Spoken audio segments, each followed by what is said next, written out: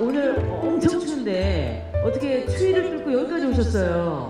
전 서울에서 오다 얼어 죽는 줄 알았습니다. 어디 인생에만 프로가 있고 인생에만 아마추어가 있을까요? 아니요. 봤더니 배우자도 프로 배우자 따로 있고 아마추어 배우자 따로 있더라. 부모 역시 프로 부모 따로 있고 아마추어 부모 따로 있더라.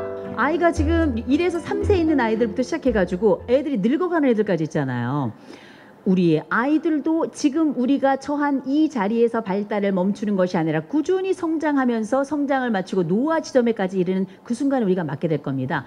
그 와중에 우리는 괜찮은 부모, 이왕이면 조금 더 나은 부모, 기왕이면 아이들과 함께 살아가는 그 세월이 괜찮은 그 그림을 한 번쯤 우리가 그리게 될 텐데, 우리가 살아가는 내내 우린 부모의 이름으로 살지만 단 한 번도 동일한 이름의 부모로 살지 않는다는 거 많이 하실 겁니다. 그게 무슨 얘기인가?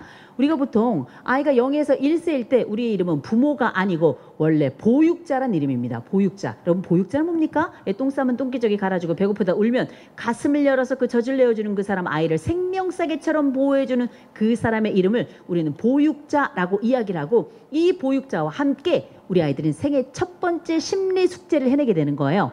이 심리 숙제가 바로 뭐냐? 미국의 발달 심리학자 에릭 에릭슨이 이야기합니다. 제가 살아가며 출생에서부터 죽음에 이르기까지 인간들을 쭉 연구를 해보니 사람의 발달은 살아가며 한 8단계를 거치는 것 같아요. 그리고 각각의 발달 단계에 따라서 인생의 숙제가 있어요. 인생의 과업이 있어요. 근데 그게 심리 숙제거든요. 청소년기까지 그 숙제들을 잘 할 수 있도록 부모가 도와주잖아요. 이 아이들의 인생은 미래가 예측이 가능해요. 삶의 만족도도 더 높을 거예요. 어때요? 한번 살펴보실래요? 그런데 아이가 태어나서 0에서 1세 태어나 첫 번째 해야 되는 심리 숙제는 바로 뭐냐? 신뢰감이란 숙제입니다 라고 이야기를 하는 겁니다. 이 신뢰감, 영어로는 우리가 trust라고 하는 건데요. 어떤 건가? 나를 지금 보호해주는 이 보호자가 이렇게 믿을만 할 때에는 내가 앞으로 살아가야 될 세상도 믿을만 할 거야 라고 하는 뭔가 막연하지만 단단한 믿음의 상태, 이걸 우리는 trust, 신뢰감이라고 하는 거고요. 여러분들 이 역할을 잘 해내셨을 거라고 믿습니다. 이게 왜 중요한가? 한 번 성취하고 획득한 이 숙제는 평생 동안 쭉 지속된다는 겁니다. 그리고 이걸 조금 늦게 해도 괜찮아요. 나중에도 괜찮습니다. 나중에라도 그 숙제 하기만 하면 돼요. 그래서 프로이트의 이야기는 보통 몇 세 때까지 우리의 인생은 정해져 있습니다 라고 하는 결정론인데, 에릭슨의 이야기는 뭐냐면 나중에라도 이 숙제 하면 돼요 라고 하는 수정론을 이야기해요. 이게 왜 중요한지 나중에 말씀드릴게요. 그렇게 우리 아이들은 또 바로 발달을 하게 돼요. 1에서 3세. 이때 우리 부모들의 역할, 이름표가 바뀝니다. 뭘로? 양육자로. 뭘로 바뀐다고요? 양육자. 양육자는 뭐 하는 사람이에요? 똥기저귀 갈아주고 젖만 먹이는 게 아니라 애 스스로 혼자 숟가락도 잡고 옷도 혼자 입으면서 스스로 생존할 수 있는 이런 방법과 기술을 알려주는 그 사람의 이름을 우리는 양육자라고 하고, 여러분 아시죠? 아이들 키우기 정말 힘드시죠? 어떻게 하면 우리 아이들을 함께 살아가며 괜찮은 아이로 키울까 늘 고민이시잖아요. 사랑만으로 키우기는 녹록지 않습니다. 그래서 우리가 전문가들은 기술을 활용해라 이렇게 이야기하는데, 우리 아이를 잘 키울 수 있는 엄마들의 프로 기술 한 3가지 정도 말씀드릴 수 있을 것 같아요. 그 첫 번째가 칭찬입니다. 우리가 칭찬 다 하는 것 같지만 기술적 칭찬은 따로 있더라.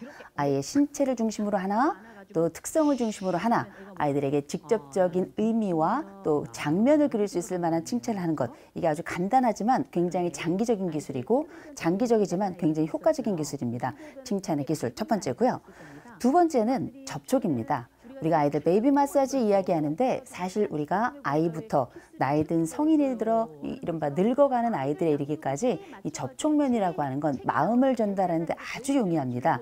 감정의 50%에서 78%까지 전달하는 이 접촉, 어렸을 땐 안아주고 어깨 톡톡 해주다가 나중에는 우리가 자주 만나는 그 눈빛 아이 컨택까지도 우린 접촉 영역 안에 들어가는데요. 가족은 만나면서 만지면서 그렇게 감정 교류를 하고 그렇게 같이 하나의 덩어리가 되어갑니다.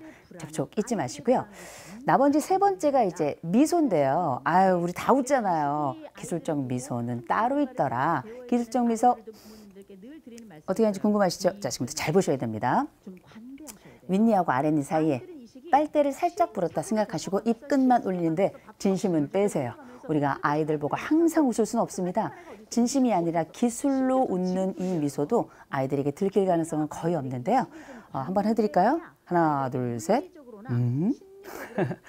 아무것도 아닌 것 같지만 이 칭찬과 이 접촉과 그리고 이 미소가 우리 아이들을 우리의 부모들 품으로 그리고 우리 아이들의 걸어가야 할 세상 속으로 뚜벅뚜벅 움직이게 할 가장 중요한 하나의 자산이자 또 행동의 유산이 될 거라 확신합니다. 오늘 액션해 보세요. 기술적 칭찬은 따로 있습니다. 그게 바로 뭔지 아세요? 기술적 칭찬. 첫 번째 신체 하나 고르세요. 신체. 아이들에게 신체 아무것도 아닌 것 같죠? 보이는 것은 가장 강력하게 아이들을 움직이게 됩니다.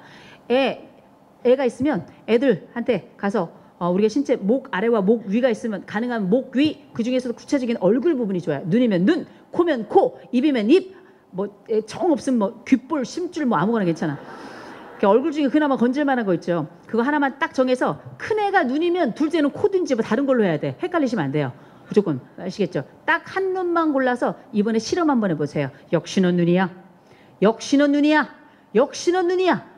그냥 눈이 아니래도 그냥 눈이야. 역시 넌 눈이야. 이야기하죠. 그걸 한번 실험을 해보세요. 어떻게 하는가? 3주간 계속 볼 때마다 역시 넌 눈이야. 어쩜 이렇게 눈이 역시 넌 눈이야 이러죠. 애들이 이상하다 싶으면서도 견딘다. 견뎌요. 견디고 나서 어떻게? 4번째 주간엔 하지 마세요. 4번째 주간은 하지 않죠. 4번째 주간에 무슨 일이 생기는가? 4번째 주간이 끝이 되죠. 여러분들 아이들이 여러분 앞에 와서 눈을 막 깜빡 우리가 아이들을 키워가며 다양한 양육과 훈육, 다양한 기술들을 배우기 위해서 굉장히 노력하고 애쓰고 이런 어머니들, 아버지들의 노력은 정말 깜짝 놀랄 만큼 사랑스럽고 놀라운 힘이라고 생각합니다. 그러나 진짜 부모가 해야 될 더 중요한 건 무엇인가? 아이들에게 큰 스케치북, 큰 그림을 하나 그려주셔야 됩니다. 아이들에게 거대한 틀 안에서 자유롭게 자기들만의 퍼즐을 만들어갈 수 있도록 도와주는 것. 그게 바로 부모가 해야 될 굉장히 중요한 역할이자 의무라고 저는 생각을 하는데요. 아이들에게 자주 이야기해 주십시오. 넌 뭐가 돼도 될 거야. 넌 뭐가 돼도 될 사람이야. 이게 또 거짓말이 아닌 게 인간은 또 뭐가 돼도 됩니다. 뭐가 될지 몰라서 그렇지. 그러나 누가 이 이야기를 반복적으로 해줬는가가 중요한 겁니다. 나의 출생부터 단점에 이르기까지 모든 것을 알고 있는 이 사람의 반복적인 이야기는 이게 바로 신의 보이스예요. 아이들에게 큰 그림을 그려주면 나머지 뭐가 될지는 아이들이 채워나가게 되는 겁니다. 하나하나 붙여가고 만들어가면서 우리는 더 괜찮은 아이가 성인으로 되어가는 과정을 보고 그 과정에 부모도 더 괜찮은 사람이 되어가는, 그래서 우리는 뜨겁게 서로를 끌어안을 수 있는 멋진 독립적 성인, 그러나 뜨겁게 가슴을 열어주는 멋진 가족으로 함께 성장하지 않을까 싶습니다. 어쩌면 우리의 칭찬이, 어쩌면 우리의 접촉이, 어쩌면 우리의 미소가 우리에겐 기술이 되어서 우리 아이들의 자부심이 되고 그 심장을 뛰게 해서 우리 아이들이 우리 쪽으로 또 그들의 세상을 향해서 가장 빠르고 즐겁고 힘차게 걸어가게 만드는 꽃이 되지 않을까 싶습니다.